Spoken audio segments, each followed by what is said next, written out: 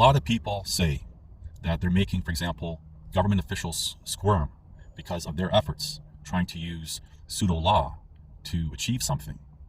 They're not making these individuals squirm because these individuals are not personally liable for anything.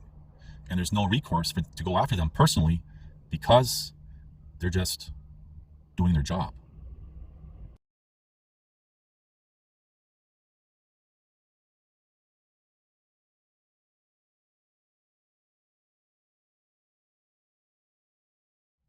Hello, it's January 2023, and for the first video of this year, I decided to talk about a topic that I've talked about extensively for over a decade, and even over the past several years, because for the past several years, people have become, as a descriptive, more desperate, trying to deal with various kinds of injustice and everything else.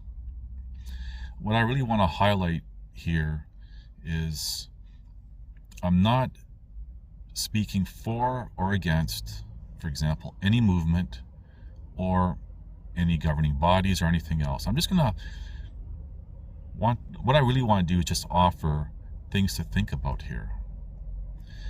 This video has to talk about, for example, this freeman on the land movement and variations of it. There's a lot of people, I find, that they don't like the stigma of being called a freeman on a land person, so they say, well, this is not it, but they still kind of use those arguments. Now, I'm going to present some facts here, again, just to give something to think about. And I want to strongly reiterate, for the first video of the year, I never tell people what to say, think, or do, or even what to accept or believe. That's totally on each individual. Now, there's a lot of talk I've known for like 15 years about how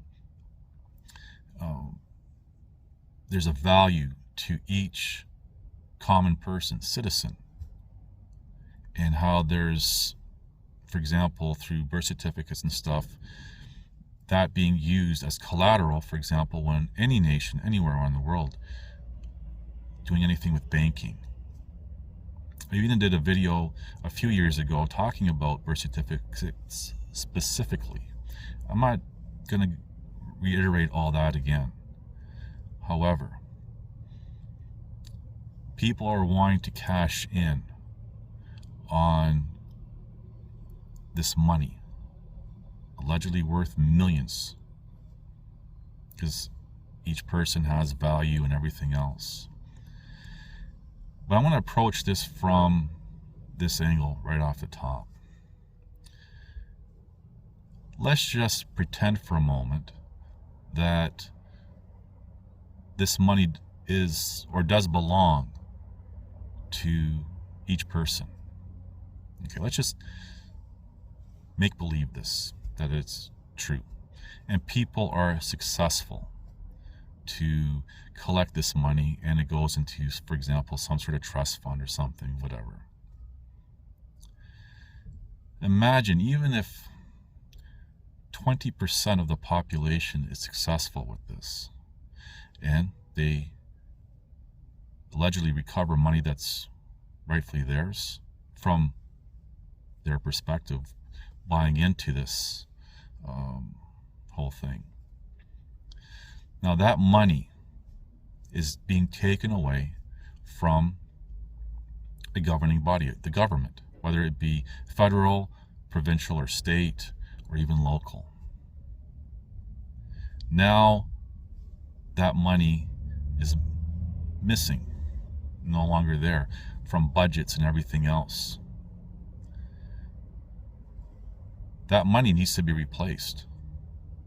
Again, I'm just being hypothetical here, giving the benefit of doubt for sake of argument to make a point. That money needs to be replenished. Where do these people think that money is going to come from? It's either going to come from one of two sources or possibly both, neither of which are benefiting society and individuals. It's either going to come through higher taxes Actually, it'd probably be a third option, which, again, this is all hypothetical, but through taxation. So the taxes are going to go through the roof to recover that money. Or the money is going to be printed from thin air. Again, what's going to happen with that, when you understand fiat currency and everything else, is that's going to devalue the money that's already in circulation, and we have something called inflation, which again is not going to help society or civilization. Or, worst case scenario, again, this is all hypothetical, the government, governing bodies, whoever had to pay out, they're just going to take back, for example, property, land, or something. They're going to find a way to recover that money that has been lost. And I'm just going to segue for a moment that even when someone buys a piece of land, say, for example, pays it outright, and this is anywhere, when you look at the fine print, it says you're a tenant of that land. And we hear stories, for example, people who don't want to sell land to a municipality or a government or something because they have a project, they end up just taking it. First, they offer to compensate, but if somebody is really determined not to sell, they do have the option just to take it because you're only a tenant. Even you have a piece of paper saying you own it, but I digress. So, right off the top, if these people were successful to collect what they believe, and to believe is to make an uninformed conclusion, what is rightfully theirs monetarily, that's going to cause a chain reaction, which in the long run is going to harm the society they live in, whether it be local or right across their nation. Just something to think about. And you can even expand that to even, for example, legitimate legal arguments and everything else. It's a very fragile system that we live in. I'm not advocating for injustice. I'm not stating or implying right or wrong on anyone's part. And if anyone really knows my story and who I am, I'm very much opposed to injustice, but I'm simply trying to highlight something. And actually, I'm going to segue for a moment here. When you look at, for example, putting aside how my story began with my trying to expose the sex trafficking of these vulnerable women, which impacted very powerful, influential people in the province of Alberta, Canada, and even going into levels of government. Well, actually, I'm going to split this off into two segues here. How even by playing by the system, they will lie, cheat, and steal to have the outcome they want. And when you look at, for example, with my case, if I was successful and they had to find me guilty of the alleged charges of allegedly assaulting a police officer and obstruction, that was their defense for the lawsuit. And I'm just going to explain why real quick, very brief in layman's terms. Because if I was guilty of those two charges, then I caused my own permanent injuries, and that's their defense in the lawsuit. Anyway, I digress. So they lie, cheat, and steal when you're working within the system. If you're trying to do something like these freemen on the land people that's not complying with the system, they don't even have to lie, cheat, or steal to get what they want, because these people are not working within the system, so they can do whatever they want. The advantage to working within the system, even if they lie, cheat, and steal, then you can say, hey, this is how they lied, cheated, and stole to get the results that they wanted. they're in the wrong. Two wrongs don't make a right. But I digress. And again, I'm not saying anything bad about authorities, governing bodies, or anything else. I'm just simply highlighting some facts. The reason why they needed me convicted was because their defense of the lawsuit, if I was successful with the lawsuit, would be coming out of their budget, which they would have to somehow recoup, for example, from the people of Calgary.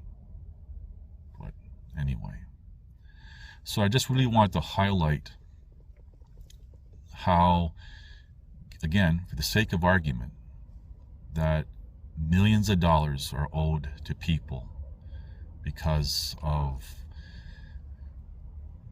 the monetary value that human beings have been given since, say, for example, since birth. If they were to recover that, sure, they're looking after themselves, these freeman types, if they were successful. But ultimately, that would impact society negatively. Just want to really give you something to think about with regards to all that. And I see so many people, they might spend the past several years or however long learning about this, listening to these people who have alleged success. And even over the past several years, I've talked to people, whether it be in an open public forum or even privately, as well as over the past decade and more, and how these people will ultimately admit, yeah, they really had no success, or their version, their interpretation of success is not really success. And a lot of these groups, even over the past several years, would invite me in, and I get booted out because I'm highlighting these points to them. And then people who are following them end up realizing, hey, wait a second, you were right. All my predictions, how I said things would play out, came true. How did I know that? Because I didn't use any argumentative fallacies.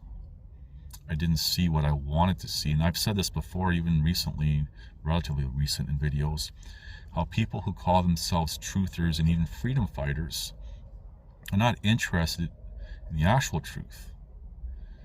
They're interested in what they want the truth to be. And that's no different than people, for example, who are imposing injustice, who do mental gymnastics to justify whatever they're imposing, and they justify it that way. I really just wanted to give you some things to think about with my first video of this year. Anyway, thank you for watching. Please like, subscribe, comment, and share.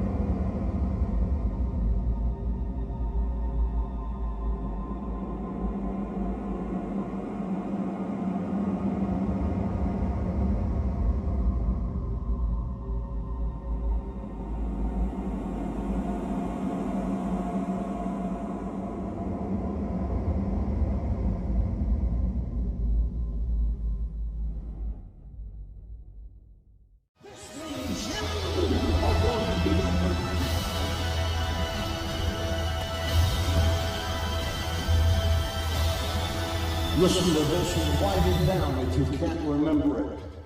You're never going to outgrow warfare. You simply must learn to fight. I hear people saying to me, oh, when is it going to get easier? When you die.